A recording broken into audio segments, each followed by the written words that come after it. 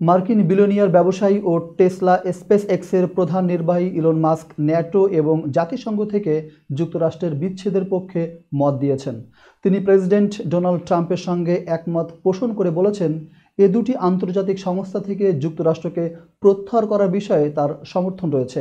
এটি এমন এক সময় ঘটছে যখন ট্রাম্প তার দ্বিতীয় মেয়াদে প্রেসিডেন্ট হিসেবে দায়িত্ব নেওয়ার পর ন্যাটো এবং অন্যান্য আন্তর্জাতিক সংস্থাগুলোর বিরুদ্ধে কঠোর অবস্থান গ্রহণ করছেন। ট্রাম্প সম্প্রতি ইউক্রেন সামরিক সহায়তা কমানোর এবং ন্যাটো থেকে যুক্তরাষ্ট্রকে প্রত্যাহারের কথা বলেন। এ বিষয়ে মাস্ক এক্স প্ল্যাটফর্মে একটি পোস্টে বলেন, আমি বিষয়টি সমর্থন করি। উল্লেখ করে তিনি ট্রাম্পের অবস্থানকে জোরালোভাবে সমর্থন জানিয়েছেন। এই অবস্থান ইউরোপীয় মিত্রদের মধ্যে উদ্বেগ সৃষ্টি করেছে, যারা ট্রান্স আটলান্টিক অঞ্চলের নিরাপত্তা নিয়ে চিন্তিত।